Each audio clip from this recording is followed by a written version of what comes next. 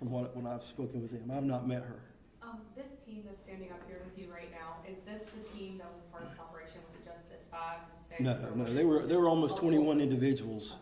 These are some of the main players in that operation, some of the detectives that were really deep into it, but it's only a fraction of it.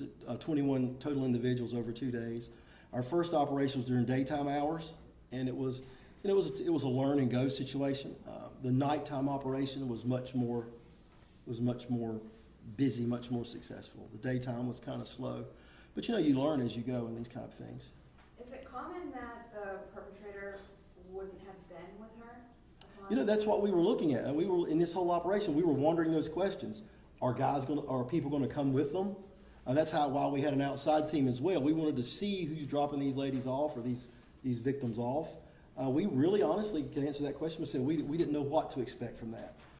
If I look at it from a law enforcement perspective, I would have thought, yeah, they're probably watching these people. Maybe they're bringing them or dropping them off. But in this incident, it was a ride share provided by the perpetrator that brought her here that he paid for. So just so I'm following, he had her in Charlotte and sent her out here through a ride share. Yes. Do you think that there might be other minors that he's done this to? Well, that's something that we have to look into, the records and phones. I mean, those are questions we don't know the answers to, but we hope to find that out, and that's working with other resources like Charlotte-Mecklenburg Police Department, which they have their whole unit assigned to this. Also, the FBI may get involved. We don't know those situations right now, but yeah, it could come from anywhere. They could come from Salisbury and go to Charlotte, so it's just not necessarily. Charlotte's just a bigger place, more people. So I guess after this, getting a look at what trafficking looks like here, is there anything parents should know? I think that it's hard. I'm a parent of 4, and I had a 16-year-old daughter at one time, and we always had a good, close relationship. So it's hard for me to understand how parents lose that where my child is thing. But if they run away, there's all kinds of dynamics in families. It's a sad situation. I don't know the answers are to or that, but I would say that parents definitely need to be very aware of what their children do on social media. This wasn't a child that had lived at home. This is a child that had left home and had run away. So I don't know. That parent was probably a little helpless in that situation, but parents have to be very cognizant and aware of the social media that their children are on, even the ones that are at home, even the ones that are, for say, not in trouble or not a runaway. You need to be aware of what your children are doing online and who they're talking to, not necessarily because they're children that may be bad children, but they can be taken advantage of easily. They're a little bit gullible sometimes, and they can be manipulated in ways that are concerning to law enforcement. But I think just being aware of what your children do on social media, and sometimes we forget that we want to be friends to our children instead of parents, and that's hard to do, speaking from experience, because we want to be liked just as much as we want good kids, and sometimes it's hard to put those two together. You talked about the shock once you were able to identify this one 16-year-old girl, and they kind of changed everything for you guys. In talking about your personal ties with you being a dad, and I assume maybe some people behind you have personal ties with children, families of their Right. own. So when we talk about the mental health aspect of recovery and kind of going home with all of the operations that had just transpired, Right. what resources did the department, if any, provide to these Sure. detectives? We always offer, and our employees know that anytime we have operations of this nature, that they are encouraged to seek help. We provide that help at no cost. And I'm sure this was traumatic, but what I saw in this group from this experience was almost not joy that the young lady was in that situation, but it's always fruitful when you see your hard work result in something that I think is just so amazing. And I think that's how they felt. I think it was I'm speaking for them, and maybe one of them will comment later, but I would have felt, wow, look what, because often what jobs in law enforcement that we do, we never really get any recognition for. It's the same thing over and over, every night, every day. But when you can actually throw one of those starfish back in the ocean, you saved one, I mean, that's a heavy moment. That could last you a career. That could almost erase all the bad things they see their entire career and just be something that, actually turns their mental outlook into more positive than negative, because they actually take part in something that helps. Usually we show up when it's too late. You know, we usually show up with the murder victims there, especially these guys. We show up when it's too late.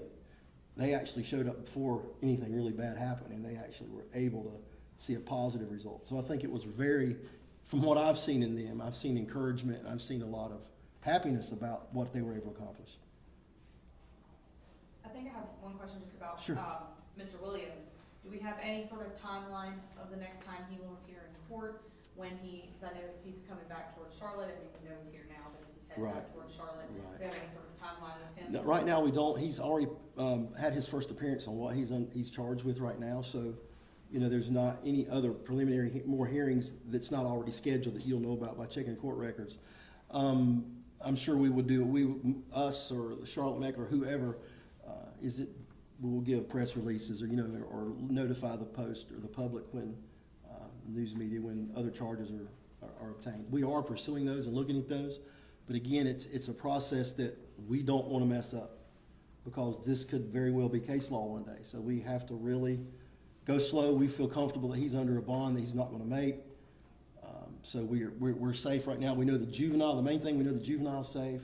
Her family knows where she's at, and currently we're not involved with her. She's in the healing time. She's in a getting better time. These cases take forever to come to trial anyway. So hopefully that we keep hearing good news about her. Is she reunited with her family? I don't know if they have met yet. Her family was contacted that very same evening, and very heavily involved in what was going to be the next steps. And so I'm sure that they have been reconnected in some way. But we don't, once we don't have possession of that juvenile, it's kind of like a medical condition. Even if I knew, I wouldn't be able to tell you, but law enforcement steps back. We step back from that situation and let that person heal. So we don't really engage with those victims after that very much. Same thing with victims of child abuse and things like that. Once you got to give them their time and their space. But we haven't heard any bad things family-wise or anything. I know you commented on your message to parents. What about the people that work in the hotel industry? Is there things that they should be out on the lookout for? Yes, they should. They should really be on the lookout for these type of people coming and going from those establishments. It's just a matter of caring. We were very fortunate. I'm not released the name of our local hotel, but they were eager to help us. So we were glad of that, and we were glad that they took it. They would allow us to do that, because you could imagine that would be a very sticky situation.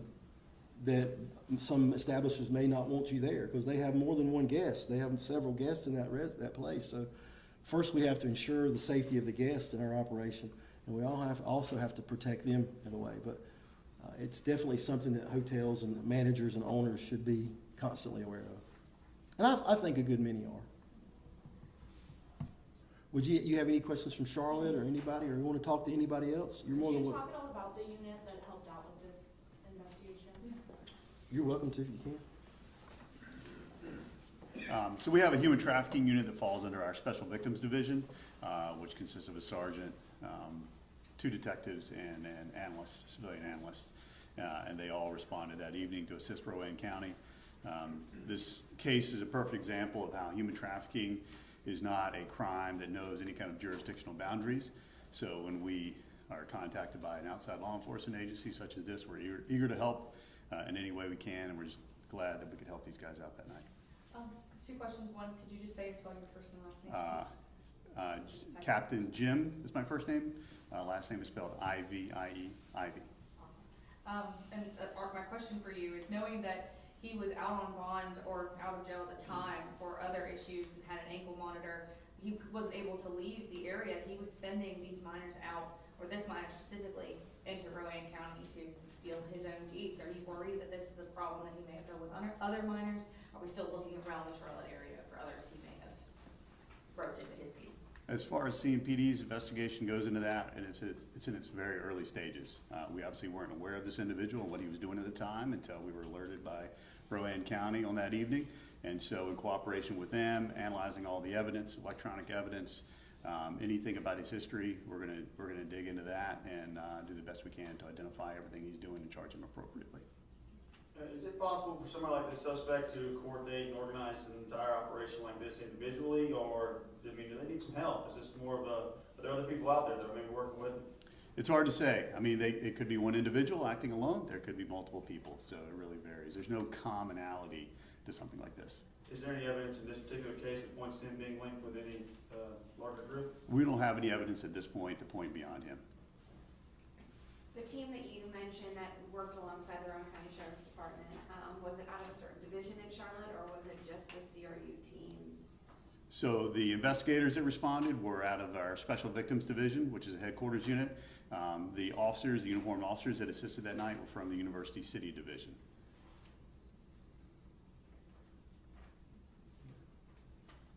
All right. Anybody else want anything else? Yeah. Are we allowed to hear from any of the detectives, just how the experience was for them to, That's a if they're okay with it? Does anybody want to? talk about that? Just to hear from you guys, just, you know, No what it's trick like, how questions. rewarding it is to know that your work is. I think we all, agree that we can't really say a whole lot. And we don't want this to be about us. We want it to be about her and make sure that she knows that, you know, we care and, you know, we're here for her, not only her, but for other victims. So if you are a victim, you know, don't suffer in silence. You know, there are agencies everywhere that do care and we want to do something about it. We need help finding you. So. Good. And that's Lieutenant Ryan Barkley. R-Y-A-N, Barkley, common spelling. But thank you guys. One more question. Sure. Can I get clarification on this? If this isn't that big of an issue here, or known to be that big of an issue here, what was the reason for the state? It was, we wanted to know if it was an issue. We stay so busy, we run hundreds of calls a week and thousands a month. But yet we keep hearing this in county commissioner meetings and we keep hearing this in the media, but yet it's something that we never get calls on. So we're thinking, it was actually a fact-finding operation, and on their initiative, they don't want to take any credit. That's why I have to stand out here and kind of toot their horn for them, because they did this on top of all their other assignments. They felt the need. Do we really? This group is a lot of these people standing up here do child crimes. They see children in the worst case scenarios. So it's very important to this group, especially about what happens with children and adults. And they were really curious. Is there people out there we can reach out to and find out? And the only way to know that is to get out there and look. So it's not that we didn't think it was a problem. We were wanting to know where are they at? Because it's the buzzword in the community. It's the buzzword nationally. Human trafficking is just the word right now. Law enforcement goes through key phrases a lot in our career, and this is right now is the one that's getting all the attention. Like I said, from the border of the United States to small cities to big cities, I believe these detectives, I didn't tell them to do this. Their initiative, I truly believe, was to find out, is this a true issue here in our area, and what can we do to make it better? This was a snapshot. This was like a family photograph, trying to get everybody together and see what we could see, because we just weren't getting those reports. But it just reinforces that this is a crime that's seldom ever reported, that you really have to get out there and look for those. And you know, law enforcement, as busy as we are, as busy as Charlotte Mecklenburg police are, we're reactionary. Very seldom do we ever get to be proactive because we're just too busy, right? So when these guys get a chance to be proactive, that's what excites me, that they got to get there before something, you know, it wasn't good what their young lady was in, but she survived. She's out. You know, she can be back with her family. So that's the good part. Can you say if the location was selected upon the perpetrator or your end? From the air and on the water surface. So I'm going to wrap up here with just saying this continues to be a search and rescue operation. It continues to be a very dynamic operation with multiple local, state, and federal resources involved. With that, I'm going to turn it over to our Mayor Brandon Scott. Thank you, Chief. Everyone, this is a unthinkable tragedy. We have to first and foremost pray for all of those who are impacted, those families. I pray for our first responders and thank them, all of them working together in the state to make sure that we are this is an ongoing active search.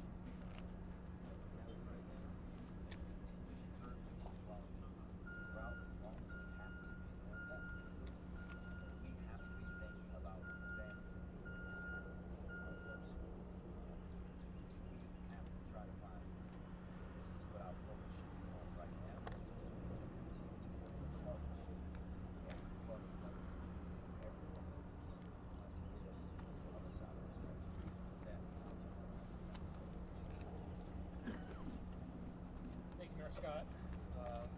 We all awoke this morning to an unspeakable tragedy.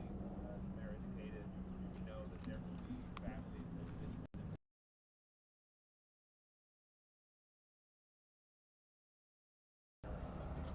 We would also ask that our residents pray for our first responders. They've been on since very early in the morning, not only conducting initial search and rescue operations, but planning for additional ones as the sun comes up. The work that they do cannot be understated. I want to just thank them for all they are doing and will do in the hours and days ahead. We know that we have a long road ahead, not just in the search and rescue, but in the fallout following this. I think we appropriately have our attention on the search and rescue efforts currently, and just here alongside our partners in the city to say that they have our full support, just as we want to thank our state partners for the resources they've offered up, as well as the federal partners who've already reached out. The mayor and I have talked to the governor, we've heard from the Secretary of Transportation, so collectively we thank everyone for their thoughts, their well wishes, but again, this is a very active situation. Just thank the chief and our team for all the great work. With that, I'll turn things back over to you.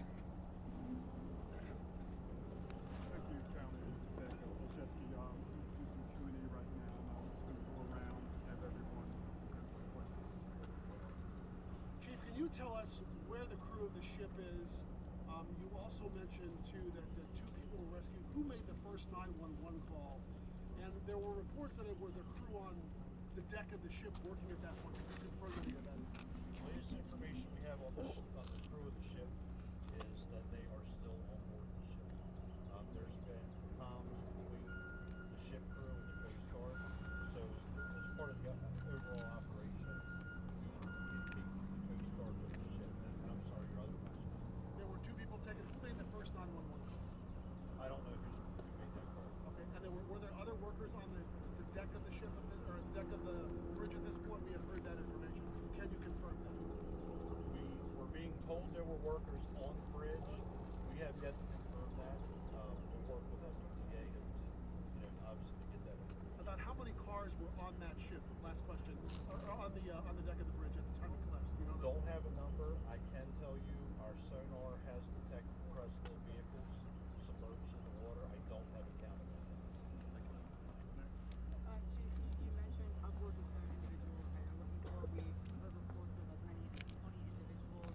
Can you just paint a more clear picture of about how many people actually found in the water, how many people you might be looking to rescue, and also give me an idea of how many vehicles, although you might not have that answer, but really just a quick picture.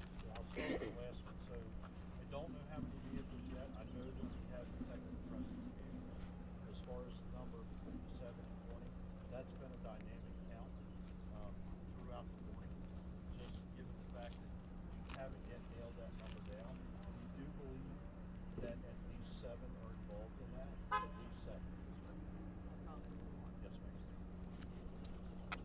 Yeah, and I know you said the crew was accounted for according to Coast Guard on deck. Do we know if any of the crew members were part of these at least 7 people that may have been in the water? We do not.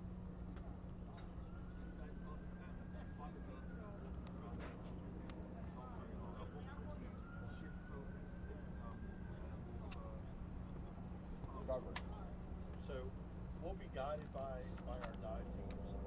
We will determine what the temperature of the water is. The other issue that we have out there is this water is current influenced. So right now we think the tide is coming back in. That adds a bit of a challenge to us also. We can certainly dive in these conditions. We have to take a lot of factors into play. The fact that there may be trauma involved. They have been in the water an extended period of time. But also remember, we're battling darkness. So, it's quite possible that we may have somebody there that we've not seen yet. And as they work closer to the debris field,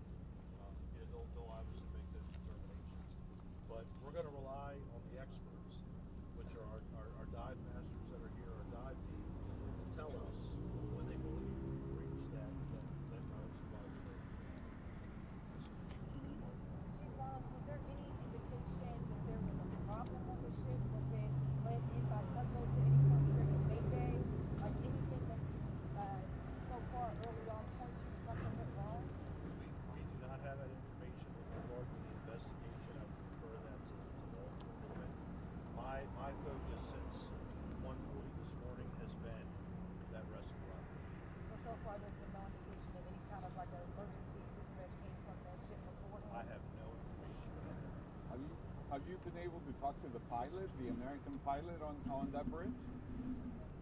The pilot on the vessel? Yeah. We have not talked to the pilot on the vessel. The rescue personnel, the rescue operation, Oh, we it's have all not rescue. interacted. Right. Just back over here, can you tell us about victims of and I don't have Update age. on condition, sorry, again. I'm sorry. Update on the condition vessel. Yeah, I don't have age and gender on either. One patient refused service, right? Really, they weren't injured. The second patient, however, was seriously injured and is at an area trauma center. We don't know yet if they're part of that set. The patient is injured severely enough that we've not been able to debrief this patient. That 7 number, did that come from witnessing cars going down? Like, where did that number come from? Or is that just from the sonar hits? No, that was the initial information that we got as we were arriving to see that number. And that number, again, as I said earlier, has fluctuated, right? That 7 has been a consistent number. How many agencies are here assisting right now with this recovery? Yeah, dozens. I mean, locally, fire department wise, Baltimore County's here, Howard County's here, Hartford was here, PG was here, Anne Arundel, of course, Baltimore City, and a lot of those agencies are here by virtue of the fact that they may have specialized equipment that we need during an incident like this. So we're bringing in the equipment specific to the operation right now, and then even law enforcement agencies have a lot of the same marine ops equipment as we do. So given the incident is so big, we try to force multiply and just bring as many resources in as we can so that we can really blanket a large area for a search. What about the crews though? What kind of resources are you bringing in to mitigate that? We've not been able to confirm that we actually have an active fuel spill from the vessel. We've had odors of diesel fuel. The Maryland Department of the Environment is here, as well as the Coast Guard. So they would take views on that as well. We hope as the sun comes up a little bit that the air assets pick up to get a much better picture in between that fuel spill, what the impact has been. Talk about the as the daylight comes up, how's that going to impact that? Yeah, Maryland State Police has been here. Foxtrot is also working this. There are 2 air resources right now. I don't know that we won't bring any more in, but right now they're the 2 primary. Air reconnaissance on something on the open water it's an invaluable resource. And we've been very fortunate to have it because as we put people out in the dark on the water to conduct searches, they have that degree of overwatch from those assets. So it's been an invaluable resource. Mr. Mayor, Mr. Executive, we're talking about search and rescue, I know that, and that's where the focus is right now. I was awakened to this news, we're all awakened to this news, I've seen the video. What do you make of the totality of this incident? What are you thinking about what you've seen and what this community is experiencing? Well, this is a tragedy as you could never imagine, right? I was awakened while I was woke, but never would you think that you would physically see the key bridge tumble down. And it looked like something out of an action. Just think about Ocean Forward, which is what we all should be thinking about right now. Nothing but what's happening. Still risking their lives right now, and not just Baltimore City, Baltimore County, but all over the state to try to save lives. That should be our focus, the preservation of life, because no one wants to see that happen, let alone someone in their family, someone that they know, be injured in an incident like this. Two more questions. Your thoughts about what this community is experiencing. I think that folks are stunned, folks are feeling, people who are worried about their loved ones right now. I think there'll be plenty of time to talk about what this bridge means to the community, what it means for commerce, but at the end of the day, right now this is about the humanity of people who are impacted and the men and women who are out there trying to save lives and recover folks off the bridge. So I think there'll be plenty of opportunity to talk about that, but really Right now and for the foreseeable hours ahead, this is really about focusing on the search and rescue efforts. And I want to just again thank the chief for his leadership and for all of the affiliated partners that we have working on this. Chief, I know there's something in fact that this could have been intentional, that this could be some kind of act of terrorism or intentionally hitting the bridge. That's not my focus here, ma'am. That's part of the law enforcement investigations. I would defer to the proper authorities for that. Yes, please, Chief. Can I ask, we saw something similar to this happen in Philly when 95 came, a portion of that came down. I know you said that you guys have spoken to Secretary of Transportation. Has he made any comment about the assistance that we saw in Philly being rushed through to get this taken care of? Thank you. I spoke with Secretary Buttigieg directly. His team said that they would obviously work with us throughout this incident and work with not just the city and county, but with the state of Maryland to make sure that we have every resource that he and the federal government can provide. How long is it going to take to rebuild this, Mayor? I think right now, sir, listen, we shouldn't even be having that discussion. The discussion right now should be about the people, the souls, the lives that we're trying to save. There will be a time to discuss about a bridge and how we get a bridge back up. But right now, there are people in the water that we have to get out, and that's the only thing we should be talking about. Chief, to go back to the question about the terrorism, there is absolutely no indication that there's any terrorism. This was done on purpose. Our criminal intel is working with the FBI and other federal and state agencies to get all the intel that we have. There's absolutely no indication that it's intentional. Thank you, everybody. I want to thank you all. I will be advising you.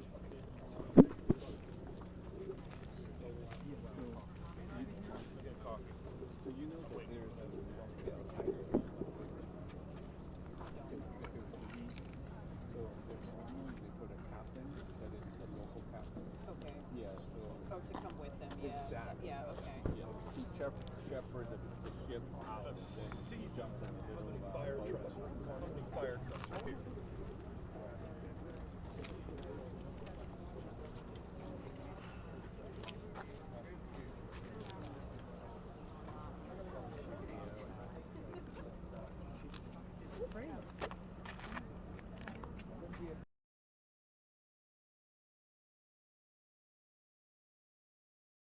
These detectives, I didn't tell them to do this.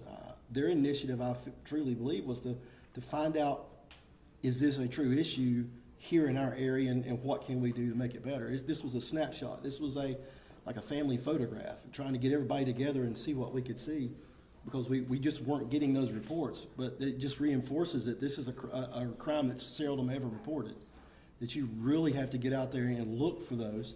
And you know, law enforcement, as busy as we are, as busy as Charlotte Mecklenburg police are, we're reactionary. Very seldom do we ever get to be proactive because we're just too busy, right? So when these guys get a chance to be proactive, that's what excites me, that they got to get there before something, you know, it wasn't good what the young lady was in, but she survived. She's out. You know, she can be back with her family. So that's the good part. Can you say if the location was selected upon the perpetrator or your end?